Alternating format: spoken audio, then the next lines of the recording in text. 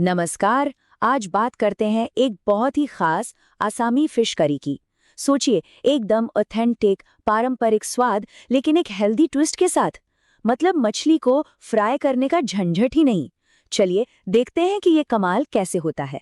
तो सबसे बड़ा सवाल यही उठता है ना कि क्या वो पारंपरिक तला हुआ स्वाद और एक सेहतमंद कम तेल वाला तरीका, क्या ये दोनों साथ साथ चल सकते हैं? क्या बिना फ्राई किए वो मजा आ सकता है? शायद लगे मुश्किल है, पर जवाब है हाँ, बिल्कुल आ सकता है। और आज हम यही देखने वाले हैं कि ये कैसे मुमकिन है।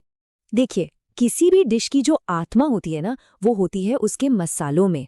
और इस करी का जो अनोखापन है, जो इसका स्वाद है, वो भी इसके कुछ बहुत ही खास इंग्रेडिएंट्स से ही आता है।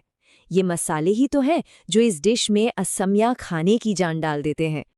अच्छा, तो मेन हीरो तो हैं ताज़ा रोहू मछली, साथ में हल्दी, नमक और सरसों का तेल।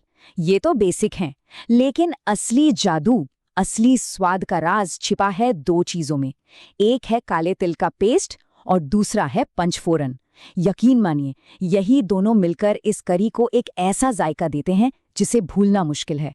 तो ये पंचफोरन आखिर है क्या चीज़? चलिए समझते हैं। ये दरअसल पूर्वी भारत का एक मैजिकल मसाला मिक्स है। इसमें होते हैं 5 मसाले: जीरा, सौंफ, सरसों, मेथी और कलौंजी। और असली मजा तब आता है जब ये पांचों बीज गरम तेल में एक साथ तड़कते हैं। उफ, जो खुशबू उठती है ना, बस वही इस करी की पूरी कहानी की शुरुआत करती है।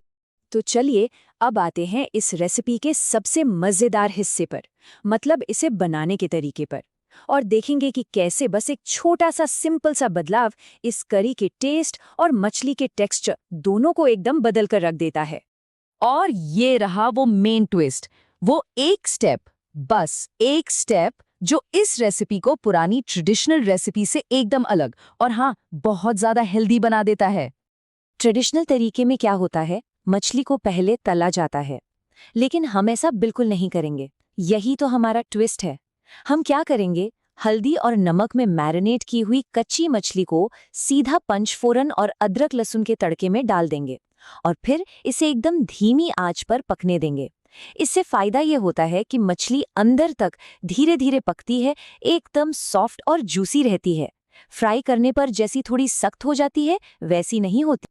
अब बात करते हैं करी के बेस की। इसका जो गाढ़ा रिच बेस है, वो बनता है टमाटरों को धीरे धीरे पकाकर, जब तक वो एकदम गल न जाएं। और फिर उसमें पड़ता है वो सीक्रेट इंग्रेडिएंट, भुने हुए काले तिलों का पेस्ट।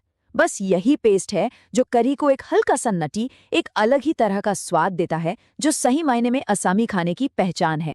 चलिए अब बात करते हैं उन फाइनल टच की, वो छोटी छोटी लेकिन बहुत ज़रूरी चीज़ें जो इस करी के सारे फ्लेवर्स को एक साथ लेकर आती हैं और इसे एक ऐसी डिश बना देती हैं जिसका स्वाद हमेशा याद रहेगा। अब एक ऐसी चीज़ के बारे में बात करते हैं जिसे सुनकर शायद थोड़ा हैरानी हो। इस नमकीन करी में एक चुटकी चीनी, जी हाँ चीनी, एक बहुत ही ज़रूरी रोल प्ले करती है। अब जरा सोचिए, एक तरफ है टमाटर का खट्टापन, दूसरी तरफ है मिर्च का तीखापन। इन दोनों के बीच में एक तालमेल, एक बैलेंस बनाने का काम करती है बस वो एक चुटकी चीनी। ये किसी भी तरह की कड़वाहट को काट देती है और बाकी सारे स्वादों को और निखार देती है। मतलब एक परफेक्ट हार्मनी बन जाती है।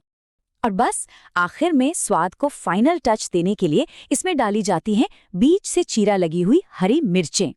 इससे क्या होता है, उनका तीखापन धीरे धीरे करी में आता है, एकदम से नहीं। फिर ऊपर से डालते ढेर सारा ताज़ा हरा धनिया। और सबसे आखिर में बस परोसने से पहले नींबू का एक हल्का सा निचोड़। ये जो खट्टापन है ना, ये पूरी डिश को एक फ्रेश किक दे देता है। तो इस पूरी मेहनत और इस अनोखे तरीके का नतीजा क्या निकला? नतीजा ये है कि स्वाद के साथ कोई भी जरा सा भी समझौता नहीं हुआ। ये डिश इस बात का पक्का सबूत है कि हेल्दी खाना बोरिंग या बेस्वाद नहीं, बल्कि बहुत ही ज्यादा स्वादिष्ट हो सकता है। और ये बात एकदम 100% सच है कि हेल्दी कुकिंग का मतलब बेस्वाद खाना बिल्कुल नहीं होता। बस सही तकनीक और मसालों का सही कॉम्बिनेशन हो तो हम किसी भी पारंपरिक स्वाद को जिंदा रख सकते हैं, और वो भी अपनी सेहत का पूरा ध्यान रखते हुए। तो इस सब का निचोड़ क्या है? देखिए, जब हम मछली को फ्राई नहीं करते तो वो एकदम नरम और जूसी बनी रहती है। साथ ही मछली का जो अपना नेचुरल ऑयल होता है वो करी में रिलीज होता है और स्वाद को और भी गहरा और भी रिच बना देता है। तो नतीजा क्या हुआ? कैलोरीज हो गई कम और स्वाद हो गया और भी ज्यादा। ये तरीका हमें एक नई सोच देता है ना? कि अगली ऐसी कौन सी पारंपरिक रेसिपी हो सकती है जिसे हम इसी तरह एक हेल्दी अंदाज दे सकते हैं। स्वाद और सेहत का ये जो मेल है, ये वाकई किसी भी किचन में क्रांति ला सकता है।